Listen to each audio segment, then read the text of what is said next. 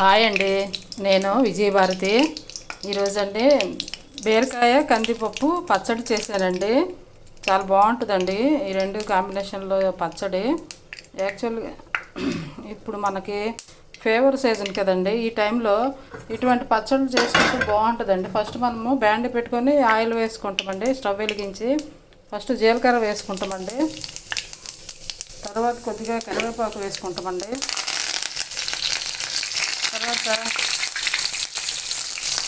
తర్వాత అండి వెల్లుల్లి డబ్బులు ఒక 3 వేసుకుంటామండి. మనం క్వాంటిటీ బట్టే వేసుకుంటాము. నేను ఒక బీరకాయ తీసుకున్నాను, చిన్న అరకప్పు కందిపప్పు తీసుకున్నాను కాబట్టి వాటికి తగిన సరిపడా కారం కి ఎండుమిర్చి 2, పచ్చిమిర్చి 1 వేసుకున్నానండి. ఇప్పుడు ఇందులో తరిగి పెట్టుకున్న బీరకాయ ముక్కలండి, పొట్టు తీయకుండా తరిగి పెట్టుకుంటామండి. తొక్క తీయకుండా వాటిని వేసి బాగా ఫ్రై చేసుకుంటామండి.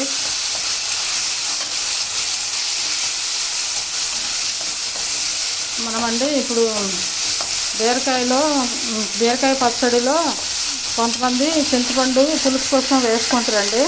నేను చింతపండు వేయకుండా పులుపు కోసం టమాటాని యాడ్ చేస్తున్నానండి.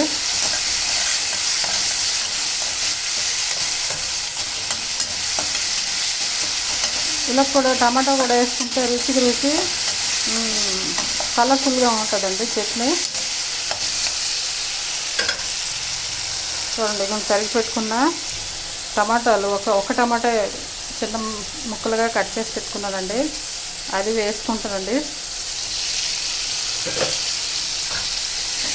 ఇది వేసుకొని బాగా ఒక 5 మినిట్స్ వేగనివ్వాలండి. 5 మినిట్స్ వేగాక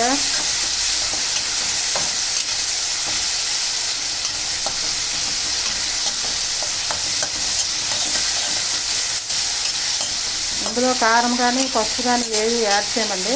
కొద్దిగా ఉప్పు యాడ్ చేస్తామండి. రుచి కోసం ఉప్పు యాడ్ చేస్తానండి. ఉప్పు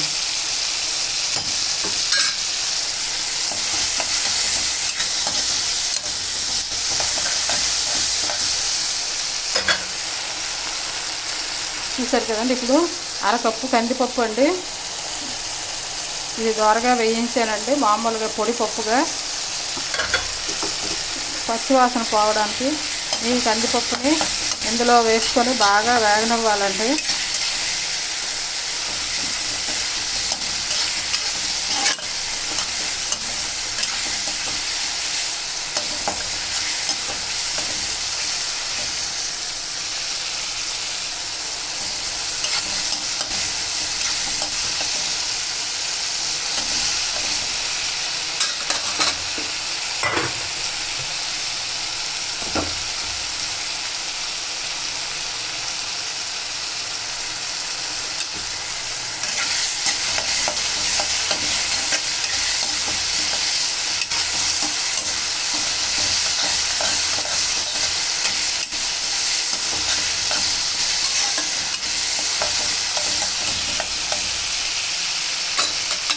ఇందులో వేగిపోయింది కదండి. ఇప్పుడు ఈ మిశ్రమాన్ని మిక్సీ జార్లోకి తీసుకొని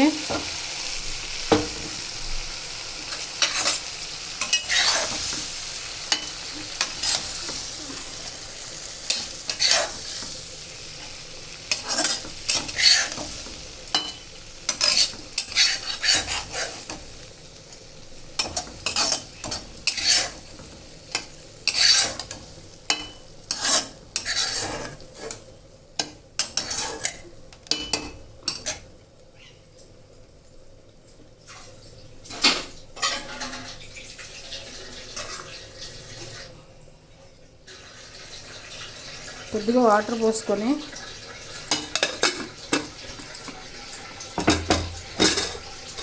మిక్సీ పట్టుకుంటామండి.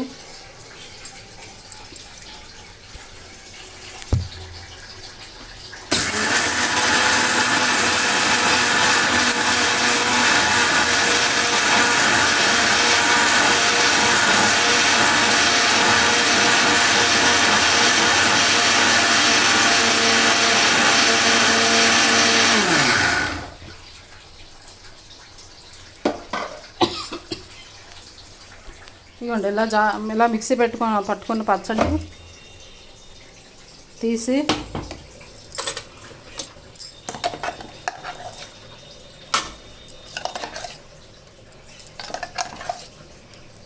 ఇది అన్నంలోకి, రైస్లోకి, మరి అంటే దోశలోకి కూడా బాగుంటుందండి. మనకి ఇష్టంగా తింటే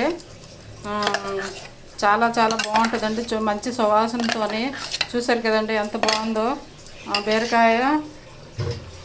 బీరకాయ కందిపప్పు టమాటా పచ్చడి అండి. ఇది చాలా బాగుంటుందండి. వేడి వేడి అన్నంలో తినండి, చేసుకొని షేర్ చేయండి, లైక్ చేయండి. ఓకేనండి, బాయ్ అండి. నేను విజయభారతి.